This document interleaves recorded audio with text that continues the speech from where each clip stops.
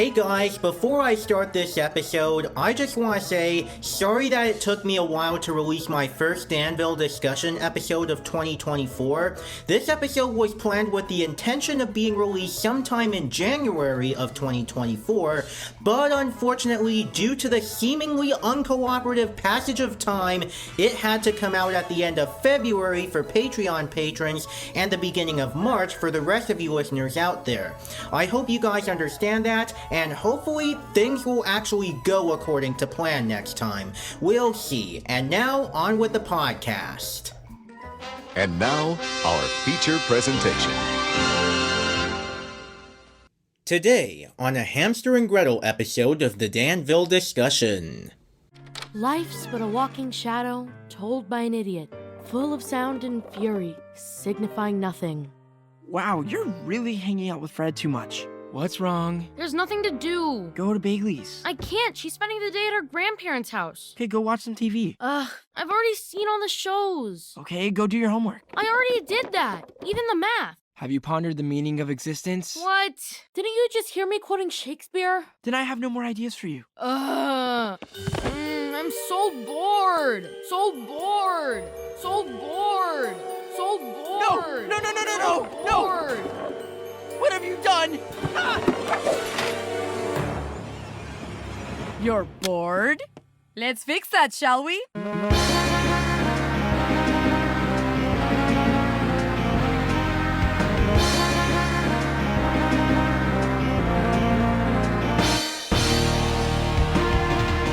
Hello, ladies and gentlemen, and welcome to the Danville Discussion, a podcast about all things related to Phineas and Ferb and beyond. I am your host, Caleb Dirksen, and some of you may know me from my YouTube channel of the same name, the one and only place for some web series related to animation such as Caleb Reviews.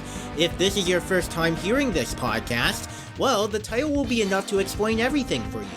It is one, a podcast, that two, talks about shows set in the Dan Povenmire and Jeff Swampy Marsh universe, otherwise known as the Dwampyverse, specifically talking about each episode of either Phineas and Ferb or Hamster and Gretel, and going through all of the cultural or in-universe references, fun facts, gags, and anything else that might come up, and then finally, I will end things off by giving each episode a roller coaster rating.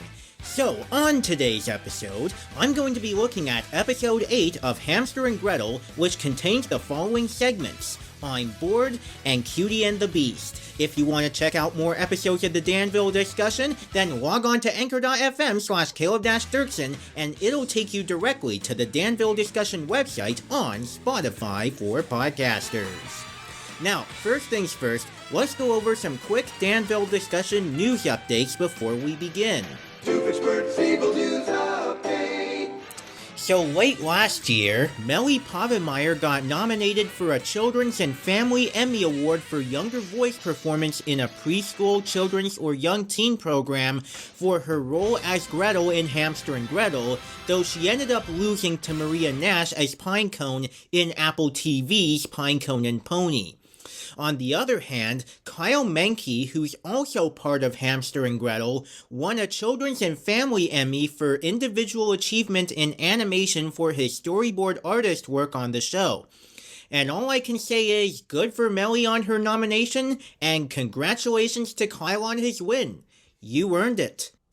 And now, for one additional piece of news, Mad Cave Studios is celebrating its 10th anniversary this year, and their children's graphic novel publisher, Papercuts, has made a deal with Disney to produce a series of comics based on some of Disney's big properties, including Turning Red, Encanto, Inside Out, and Phineas and Ferb, and the last one is in time for the launch of its first revival season this year. In fact, the first volume of the new Phineas and Ferb comics will be released on June 11th, and from my source here on The Beat, not the Disney Beat, but the Beat blog of comics culture, which is called comicsbeat.com, the summary reads, "Join the hilarious duo on their epic adventures in this must-have comics collection." I will say, it is interesting that Paper Cuts is making a new deal with Disney to make new comics of Phineas and Ferb since the show is coming back this year, and I am willing to pick it up when it comes out. So, like I said, if you're curious to read these new comics, then all you have to do is just wait until June 11th when Volume 1 will be released in bookstores. Now, with that out of the way, we are going to start things off by looking at when this whole episode first premiered.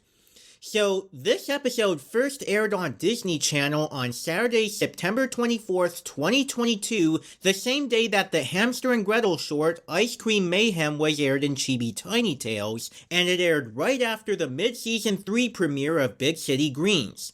Now, for our first segment, we shall be talking about I'm Bored.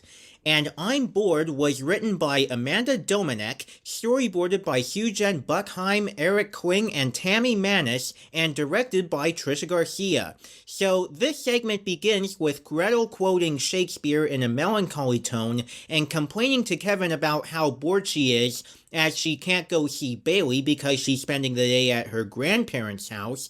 Plus, Gretel already watched every TV show she likes, and she even did all the homework. But when Gretel utters the words, "I'm so bored," we see the words floating out of her mouth and out of Kevin's room to the point that Carolina ends up hearing those words, which urges her to find Gretel inside Kevin's room and offering her some chores with some bathroom cleaning tools. This leaves Hamster and Kevin to have some bonding time per suggestion of Gretel, with Kevin asking if Hamster has read any new books lately, only for them to respond to a distress alert about a collapsed building. Meanwhile, Gretel has finished cleaning the bathroom and thinks about going outside, but according to Carolina, it turns out it was just a warm-up, so Gretel is stuck with more things to clean around the house. Then, Hamster and Kevin enter the building, only to fall for a trap and encounter Exterminator, a mad scientist who was fused with a rat containment unit during a lab accident.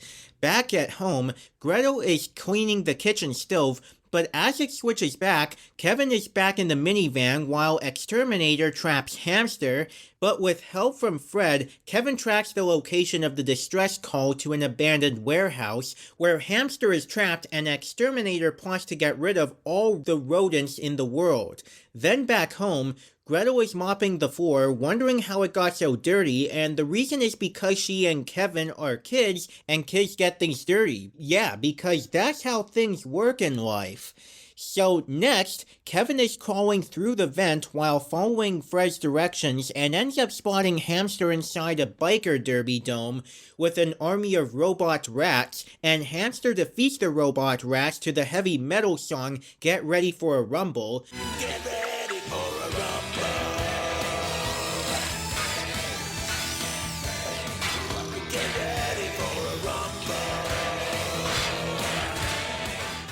But then faces Pyrat, another one of the Exterminator's gadgets, who is literally a pirate rat robot with a literal pie symbol and also cooks pies, and then Kevin uses Pyrat to his advantage, freeing Hamster and defeating Exterminator because Pyrat has a laser for the other eye, cause since he is a pirate, he has an eye patch over the other eye. One eye is a laser, the other eye has an eye patch over it. When Gretel finally manages to escape being constantly bombarded with chores thanks to Dave making the same grave mistake as Gretel, she is disappointed that she missed the battle, but is simultaneously happy that Hamster and Kevin were able to bond, and that concludes I'm Bored. I'm here. Fred told me what happened. Oh man, did I miss everything? Pretty much, but we got it. Well, I'm glad you two bros had fun. Wait, how'd you escape Mom and the mop? It's a tragic story. Oh man, I am so bored. You're bored? Gretel, you go play with your brother. Freedom! The lawn needs mowing. Amateur move. For cultural references, Gretel's first line in the episode is a paraphrase of a line from the Shakespeare play Macbeth, in which she says, "Life's but a walking shadow told by an idiot, full of sound and fury signifying nothing." The original line was an extended version saying, "Life's but a walking shadow, a poor player that struts and frets his hour upon the stage and then is heard no more. It is a tale told by an idiot, full of sound and fury, signifying nothing." Another reference I found is when Kevin and Exterminator are running from the rolling dome, which is incredibly reminiscent of Indiana Jones running from the boulder in Raiders of the Lost Ark. And as for the biker dome itself, I think it would make Homer Simpson jealous because the only other time I really remember seeing someone riding a motorcycle in a biker dome was in the Simpsons movie. And in terms of in-universe references, the only one I could find is that Hamster says that rabbits are lagomorphs and not rodents, which is a direct reference to the Phineas and Ferb episode The Return of the Rogue Rabbit, when Major Monogram is briefing Perry on Dennis the Rogue Rabbit, who was formerly the OWCA's most wanted rodent according to Monogram, but Carl corrects him that rabbits are not rodents, that they're lagomorphs as they were reclassified in the early 20th century, which is true, and having watched that particular episode recently, that's an added bonus. Dennis, the rogue agent, formerly our most wanted rodent. Lagomorph, sir. What's that, Carl? Sir, they used to be considered rodents, but were reclassified in the early 20th century. Oh, well, I'll have to fix that then. Carl, run out and buy me a new set of encyclopedias. A set of what, sir? Now, to go over some handy tools out of my big toolbox of I'm Not So Bored supplies, this segment and Cutie and the Beast are the first pair of episodes of both Season 1 and the series as a whole to air out of production order, as The Night Marionette and Abuelita's World precedes this half-hour production-wise, though broadcast-wise, this episode comes after the opposite of Smart and Birthday Besties, and before the other half-hour I mentioned before. The thing with Exterminator is that his voice really reminds me of and sounds a lot like Dr. Draken from Kim Possible, because both villains are voiced by John DiMaggio, who's also well known to voice Bender in Futurama and Jake in Adventure Time. Impossible! Every time you barge in, the anger and Yeah, keep talking. Your tongue isn't the only thing that's gonna be tied. I see you've defeated my pirate, but you will never defeat the Exterminator! Ow! Finally, on the Disney General Entertainment Content Press website, I'm Bored has its synopsis erroneously merged with that of Cutie and the Beast, while the latter segment is instead given the synopsis of UFO by accident. The erroneous synopses match precisely with those for these episode pairs as they appear on Disney+, so it's likely that the error stems from the Disney Plus synopses being copied and indiscriminately applied to I'm Bored and Cutie and the Beast separately, with the fact that the production code for those two segments is 109 and that of UFO is 110, making this accident more likely, and I am guilty of reading that misinformation in one of my first bonus episodes too. Next time, get it together, Disney General Entertainment content. And now, let's go over my pros and cons with the episode. The first thing I can say about it is that it's a pretty good storyline, it's decently paced, it has good action, and even the ending was done very well when all the remaining chores are handed to Dave when he says he's bored. It was also great to see Hamster and Kevin play a bigger role as a duo in this episode, as they have a good bonding with one another. Like, as you may know, Hamster and Gretel are the main focus of the show, because otherwise it wouldn't even be called Hamster and Gretel in the first place, but I love that this gives us the opportunity to see Kevin have a chance to shine in a bigger role with Hamster. Speaking of Kevin, he has a special plot of his own in the next segment, Cutie and the Beast, which we'll talk about soon. I even liked when Gretel quoted Shakespeare at the beginning, and the visual running gag when Gretel or Dave would say, "I'm so bored," and the words would float out of their mouths on their way to Carolina. Another good gag is when Carolina asks where Kevin is, and of course, Kevin is hiding outside because he jumped out of the window to hide from Carolina since Gretel messed up by saying, "I'm so bored," and in a few seconds of silence, there's a tumbleweed passing by in Kevin's room, and then Carolina asks Gretel to clean up the tumbleweed first before doing the bathroom. Also, when Kevin is talking to Gretel on his phone behind the bush, it was an out-of-context moment for me when he said, "You knew better than to say the B word when Mom's around," because on one hand, it seems like they snuck in some adult humor in which they would imply that the B word they were referring to was a profane word, namely bitch. But on the other hand, they were actually referring to the word bored that Gretel said earlier, because that triggers Carolina to give whoever says it some chores to do. I still really like that joke nonetheless. It's then followed by Gretel's prediction that Kevin and Hamster are gonna go off on some crazy fun buddy adventure, in which Kevin responds that he and Hamster are more like neutral co-workers who live together, and Gretel is like, "That's so weird. Maybe you two should go hang out together. It'll be like a bro day."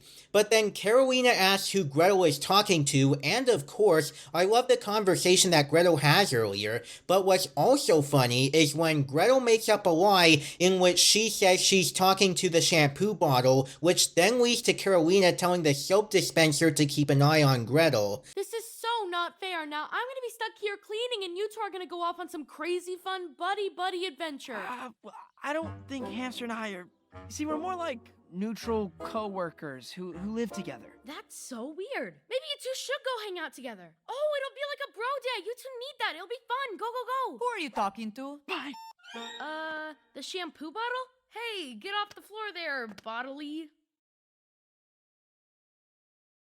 Keep an eye on her, Mr. Soap Dispenser. Also, Kevin's high-pitched shriek when Hamster surprises him was just cute.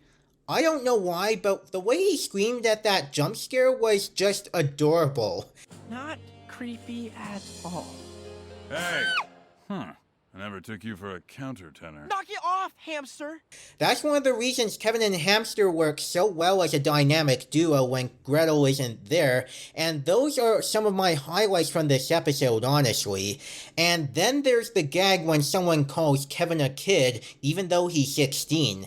I will say, it is true that 16-year-olds can't be called kids anymore, because at that point, they're becoming young adults or older teens, so it does make sense.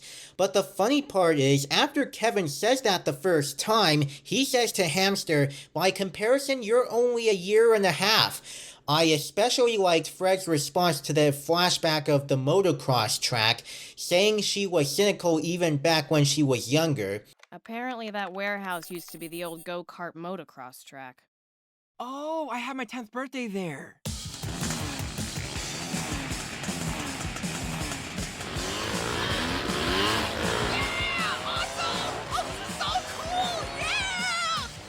It's just centrifugal force and hundreds of hours of practice. Wow, I was cynical even back then. Like, that's one of my favorite characteristics of Fred in general, is that she was born to have a bit of this cynical and monotone personality growing up, kinda like Vanessa Doofenshmirtz in a way. I thought Exterminator's backstory was an interesting one, in which he devised a robotic rat trap only to end up getting scared by one of the rats and then accidentally push the button on his lab partner's completed project, which is capable of merging two objects into one, which did it with both him and the robotic rat trap forever. Therefore, that's why he's no longer a human. Exterminator himself is a well-written villain in general, as he has some good moments, including the Pyrat introduction. You really think you're so tough? Well, let's see how tough you are against Pyrat!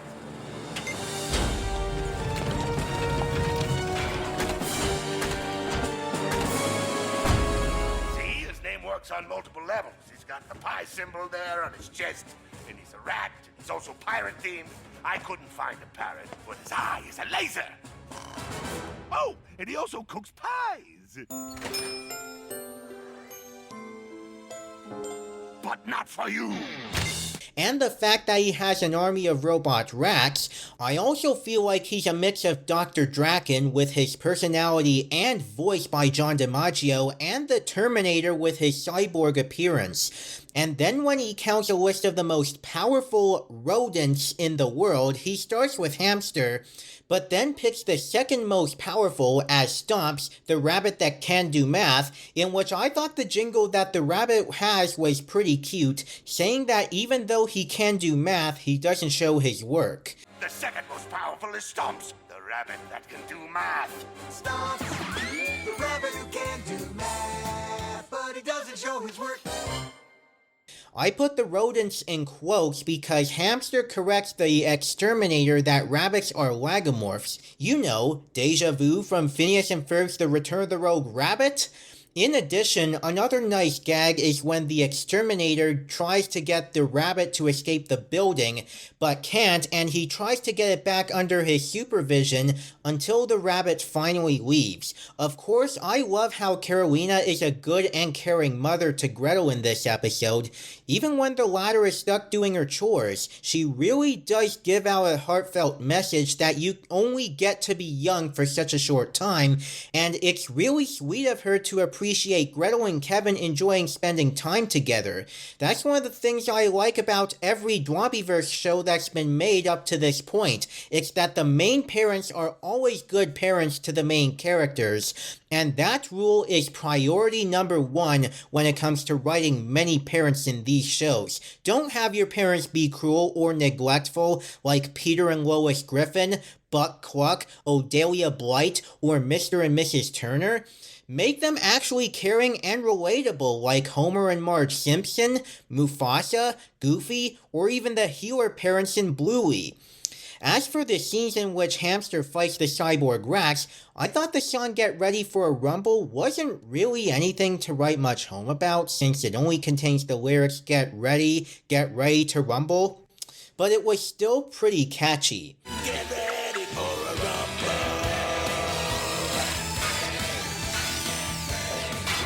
Get ready for a rumble.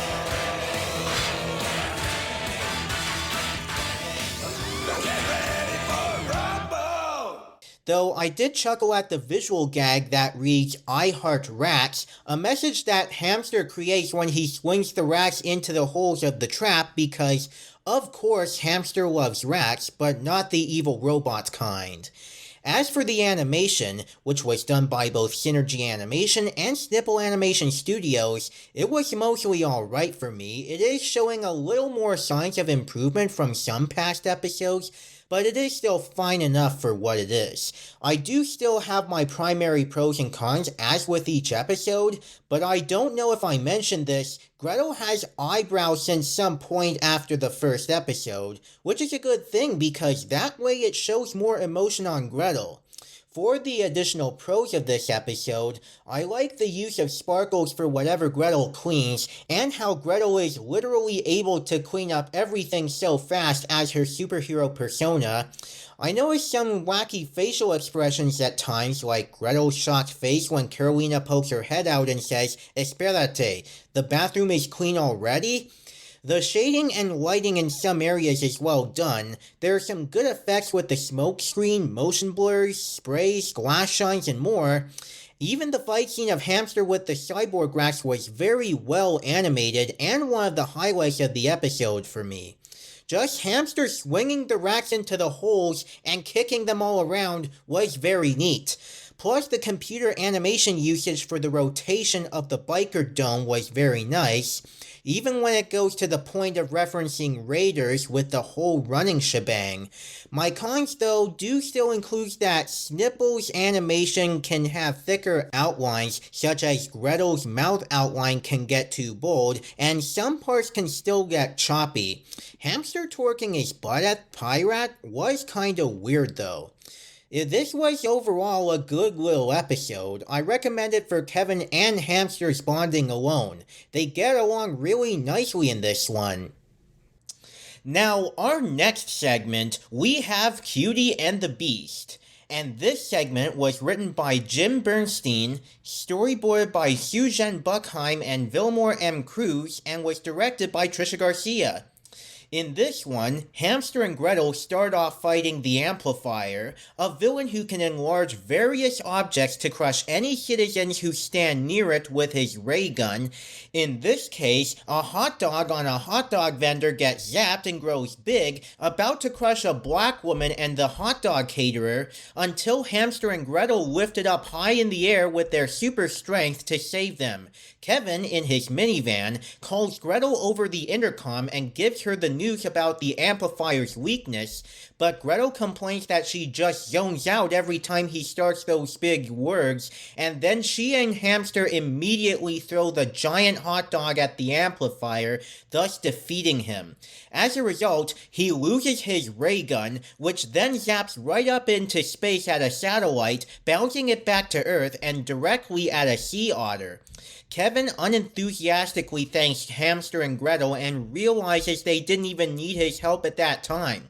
Back at home, Kevin and Fred are watching a medieval fantasy show called England But With Dragons, which Gretel finds to be such an unrealistic program and she isn't a fan of overly unrealistic shows. In conversation, Kevin explains to Fred how worried he is now that he felt powerless while Hamster and Gretel managed to figure out how to save the day on their own, not because he literally has no powers, but because he wasn't terribly helpful.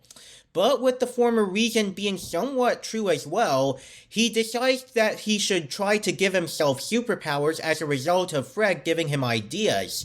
Meanwhile, at the beach, a kid is playing with a beach ball with his mom until a tidal wave appears, which turns out to be the giant otter, and the otter ends up wreaking havoc on the beach and destroying a police truck.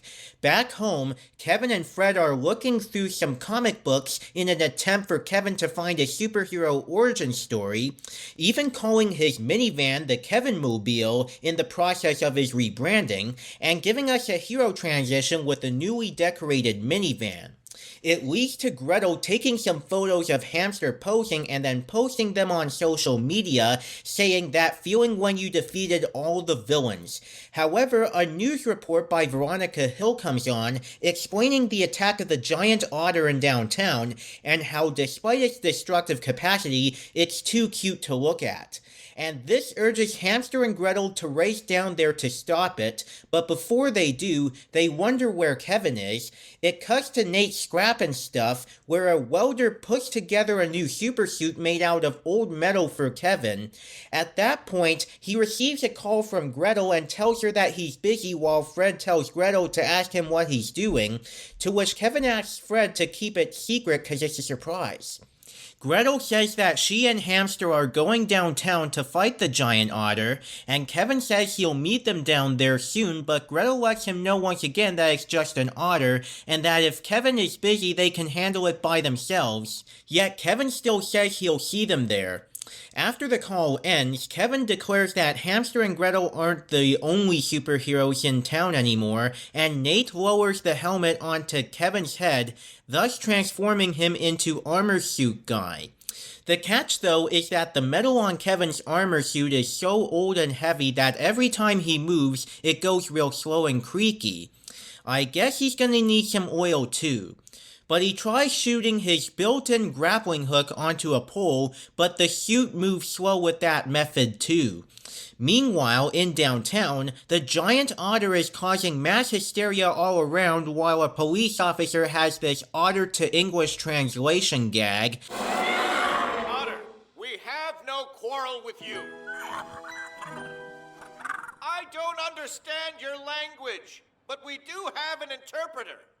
Yeah, there may have been a misunderstanding. I only speak dolphin. You gotta be kidding me. Does anyone else here speak otter? Anyone? I know you speak otter. We need someone else who speaks otter. You see, I don't speak otter and you don't speak English, so I need someone who speaks otter and English so they can translate what I'm saying in English into otter. And then what you're saying in otter into English so that the two of us can communicate. The otter shows cuteness for a moment and then goes back to its destructive habits. What's worse is that when Hamster and Gretel arrive to fight the otter, they too become so distracted by its cuteness that they're useless against it, which is where the song Too Cute to Clobber comes in. Too perky to pound, it's too sweet to swat. I've given it my all, but it's all that I've got. He's an endearing monstrosity from out of the water, and he must be stopped. But he's too cute to clobber. The otter finally arrives at the fish art museum, shows cuteness, and then resumes the attack, trying to destroy some of the world's greatest fish art as Hamster and Gretel arrive as well. Then the otter hears a screeching noise coming from Kevin's armor suit as he slowly but steadily makes it to the scene of the attack at the museum. However, the otter picks up Armor Suit Guy and starts playing with him, bouncing him up and down on the ground, all while he tries to tell Gretel the truth that he's Kevin inside what she calls the weird, slow robot suit, and get her to help him out. After Gretel explains the situation to him, he suddenly remembers England but with dragons, in which the knight doesn't look at Medusa to avoid being turned to stone, and the knight defeats Medusa by wrapping her up in a tapestry. So Kevin does the same thing by launching the grappling hook from his armor suit and pulling down a banner from the museum's exterior to cover the otter, and Hamster and Gretel defeat it by tying the tapestry around it. Gretel asks what they're gonna do with the otter, and the otter makes a sound which Hamster can understand because, according to him, otterese is linguistically similar to hamsterish, and they're both derived from walrus. Well, what are we gonna do with him now? Wait a second. I think I understand what he's saying. You speak otter. Otterese is linguistically similar to hamsterish. They both derive from walrus. I think he said, I want my mommy. Or there will be blood. And what the otter was trying to say is, I want my mommy, or there will be blood. Hamster then finds out where to take the giant and carries it off, and Gretel wonders why Kevin is wearing all that metal. Kevin explains that he was trying to be a superhero called Armor Suit Guy, but Gretel says that even without powers, her brother is still a hero to her.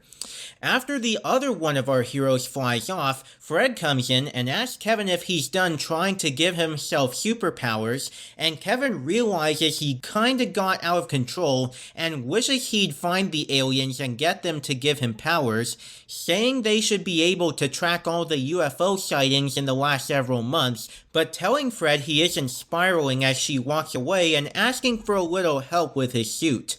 The episode finally ends with Hamster dropping the otter off at the beach, home to its parents. Hey, big guy. I found some folks who are going to be very happy to see you. Sorry.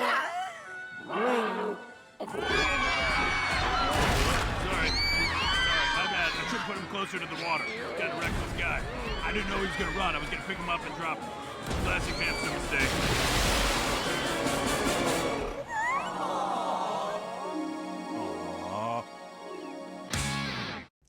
Now let's go over the references. Beginning with the cultural references, the episode's title is a parody of the Jean-Marie Le Prince de Beaumont fairy tale and the more famously well-known Disney animated feature film of Beauty and the Beast, referring to the giant otter's cuteness, hence the word cutie, and its destructive monster side, hence the word beast.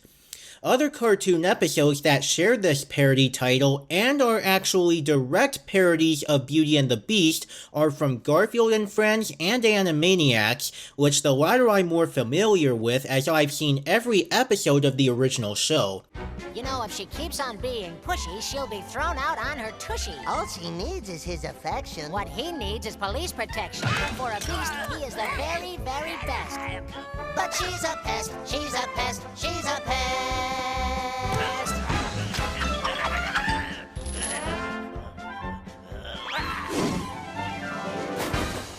And don't come back! It's one of the better Disney parodies in the original Animaniacs, with Dot in the role of Belle and Taz in the role of Beast, and it pays a lot of good tribute to the Disney classic, which of course is one of the best films of the Disney Renaissance, on top of the unforgettable songs by Alan Menken and Howard Ashman, which it is unfortunate that Ashman died of AIDS at such a young age months before the movie came out in the fall of 1991. May he rest in peace. But it's no wonder that it's one of the few animated features to be nominated at the Oscars for Best Picture, followed by Up and Toy Story 3. It really deserves that kind of achievement, and I do wish more animated movies would be nominated for that category, and not just Best Animated Feature. Next, I also thought of England But With Dragons as some sort of parody of Game of Thrones, which I have heard of, but haven't really seen a full episode of. But those are the cultural references. In terms of in-universe references, one of the background characters who appears in this episode and would eventually become a recurring cameo since then is a slightly redesigned and recolored version of Bridget Murphy, who is Milo's mother in Milo Murphy's Law, which is pretty odd to me. We also see an appearance of 4th Street as the traffic post falls down with the sign, which is a reference to the 4th Street that the crossing guard mentions in the Phineas and Ferb episode The Beak. I'm only the crossing guard at 4th Street and Maple. I'm not really sure how much authority... Silence! Are you suggesting that I attempted to gather the leaders of the tri-state area, but the best I could do is a crossing guard in my building super? No, but now that you mention it... Silence! Wrong! You're wrong! You know who that is? It's only Roger Doofenshmirtz, the mayor of Danville. So shut up! What do you know? You're only a crossing guard. That's what I'm trying to tell you. Silence! So here's one additional handy tool out of my not-so-big toolbox of Cutie and the Bee supplies. The police officer's line explaining why the city needs an interpreter to translate what the otter is saying was added during post-production as a result of an animation error in which the police officer is still holding the megaphone to his mouth during the sequence in which the otter blows up a helicopter despite not saying anything, which kinda makes the gag even more hilarious to me. I know it sounds crazy for me to say that, but I still really love that gag even with that error. And speaking of which, time for me to go over my pros and cons of the episode. I will say that, like the last segment, this is a good episode, but what I hope to see more of later on is further addressing how Kevin is trying so desperately to make his dream come true, to find himself a place as an actual superhero with superpowers like Hamster and Gretel as part of that dynamic. Like, yeah, he's the one who brainstorms all the ideas for Hamster and Gretel to be successful in saving the day, but it still feels like he hasn't been given a chance to shine among the trio, since Gretel doesn't always follow his directions. Sometimes she does, but that's only when she's completely run out of ideas. But that's basically my assumption. Besides that, when I heard the amplifier say, I did not think that through when he accidentally grew the hot dog even bigger, I thought his voice sounded similar to Dr. Doofenshmirtz, even though he's voiced by Kari Payton, who is well known to voice Cyborg in Teen Titans and Teen Titans Go, and also voiced the Penguin King in the Super Mario Bros. Movie. I did not think it through. Other than that, the joke was kind of funny to me because he didn't even realize his ray gun could only grow things and not shrink them down. He didn't even think to add in a shrinking function when manufacturing the weapon. Him getting crushed by an even bigger hot dog? That's practically a good way to defeat him already.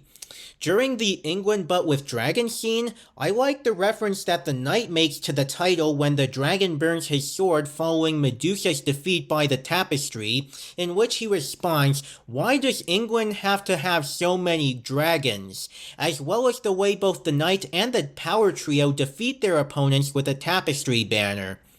And after Gretel says she dislikes the show for being too unrealistic, she brings Hamster to go use those superpowers aliens gave them, which feels a little meta since they literally received those powers from the aliens in the first episode. I'm wondering if it's supposed to be a small jab because for me personally, the pilot wasn't great considering its rushed pacing and overuse of recycled score, but that's just my theory. I still kinda like that part right there. I also kinda love the running gag with Kevin's armor suit going slower for how old and heavy it is. Clyde even makes a cameo during one of these scenes. The song Too Cute to Clobber was a good pop rock number for me for how catchy it is, even showing Hamster and Gretel jamming it out like they're in a concert, though those parts have some very inconsistent line art which I'll get to later. When I was watching this on Disney Plus though, because the whole first season just dropped there in Canada where I am, one of the captions misreads the lyric, "He's an endearing monstrosity from out of the water," in short form as "he just came from out of the water," which I don't really get. Another caption error during the song is "he's too pretty to pound" instead of "he's too perky to pound." Next thing I loved was where Gretel sees the otter attacking the fish art museum, and she's like, "We need to stop him." But then the mood changes when the otter shows cuteness for a moment, and that's when Gretel says in a dreamy tone, "But look at those whiskers." And I loved all the otter's transitions between being cute and being menacing, including Hamster's translations after they defeat the otter. Oh, I almost forgot to mention the gag where Gretel refers to Kevin as a slow robot guy instead of armor suit guy. I like that gag as one of my highlights, especially when Kevin says that it's not his name, it's not a superhero name. So, what's with all this? I was trying to be a superhero. Armor suit guy. Oh, Kevin. Oh, this was heavier than I thought. Tell me about it. Even without powers, you're a hero to me. Oh, Gretel. And even if you can't lift things or fly or basically do anything without... Okay, I get it. Thanks. I love you, slow robot guy. That's not the name! But then comes the one part of the episode that I feel is very inconsistent here, and that is the animation, which was done mostly by Snipple and partially by Synergy. Or more specifically, the most inconsistent part of the animation would have to be the line art, which can't decide how thick or thin it wants to be for certain scenes.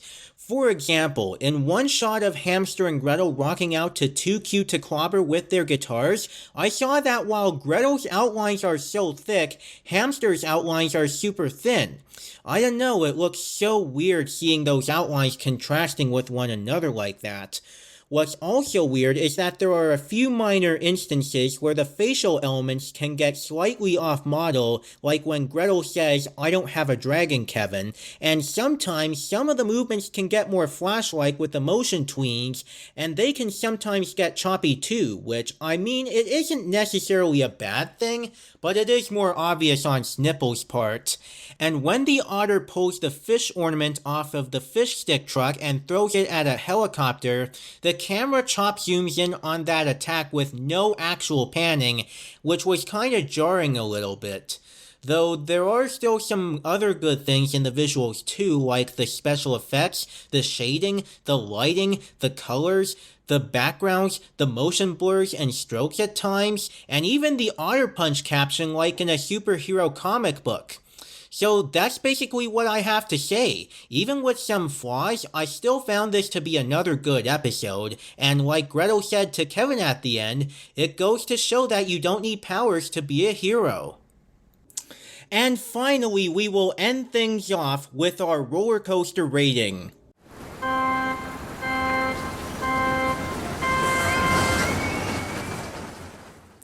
So, I'll give I'm Bored 9 pie-symbolized pirate-themed roller coasters with pie-baking cyborg rats out of 10, since it's highly well-written and well-paced, and it has a good ending, lots of funny humor, and a well-handled relationship between Hamster and Kevin. I had a lot of fun with that one throughout. And with Cutie and the Beast, I give that one 8 cute otter-themed roller coasters out of 10, as it has plenty of good moments to offer, though some of the animation can get inconsistent, and there are some more things to be desired from Kevin's journey to find a more fitting place alongside Hamster and Gretel. So I overall give this episode 8.5 roller coasters out of 10, and I think this is another episode worth giving a shot from Hamster and Gretel, and with that said, that is all that I'm going to be talking about today, so thank you guys so much for listening to this episode of the Danville Discussion. As for me, you can find me on my Facebook page at Real Caleb Dirksen, on my Tumblr and TikTok pages at Caleb Dirksen2, with the number 2 at the end and all in lowercase, on Instagram at Caleb.Dirksen for my main page, or at Caleb Flynn Fletcher for my alternate page, on Threads at Caleb.Dirksen, on DeviantArt at CalebDirksen20, and on Blue Sky at CalebDirksen2.bsky.social, and by the way, you can now follow me there with no invite required. You can also find me on Discord by entering the username Caleb Dirksen, all in one word and all in lowercase. And if you go to the invite link in the description below, it'll also invite you to my Discord server so that you can talk with me about anything, including this podcast or my other content. You can also find me on YouTube. Just search for Caleb Dirksen and look for the icon of me as a soldier. And if you want to support my work and get some great rewards at once, which includes getting access to my content before anyone else, including my videos, my podcast episodes, and anything like that, then you can become a patron at patreon.com/Caleb Dirksen. Special thanks to everyone who has followed or supported me on Patreon, including Kalela Shaw, Sue Friend, Brock Clifton Friend, and my free guest patrons Gilbert Gann and Alec the Video Maker. It really means a lot to me. As for this podcast, we are available to listen on Apple Podcasts, Amazon Music, Audible, Good Pods, YouTube Music, Google Podcasts, iHeartRadio, Spotify, and you can also find us on Spotify for podcasters by using your Apple or Android device or going on the web at anchor.fm/Caleb-Dirksen. It'll take you directly to the Danville Discussion page on Spotify for podcasters. If you liked what you've been listening to and you'd like to help us get discovered, then please hit that subscribe button on the podcast page. Please rate and review this show with 5 stars on Apple Podcasts or Spotify, and please tell your friends about it. Also, if you were watching this on YouTube or listening to this on YouTube Music, then don't forget to mash that like button and go leave us a little comment with your thoughts on this episode of Hamster and Gretel. You can also share your feedback or ask some questions you may have about this episode by sending us an email at danvillediscussion@gmail.com with the series and episode title in the subject line. Join us next time, and I'm going to do another bonus episode where I'm going to review the latest batch of Chibi Tiny Tail shorts based on Phineas and Ferb, Milo Murphy's Law, and Hamster and Gretel. Tune in next time for the newest episode of the Danville Discussion with all things related to Phineas and Ferb and beyond. And with that said, thank you guys once again for listening, and until next time, this is Caleb, over and out.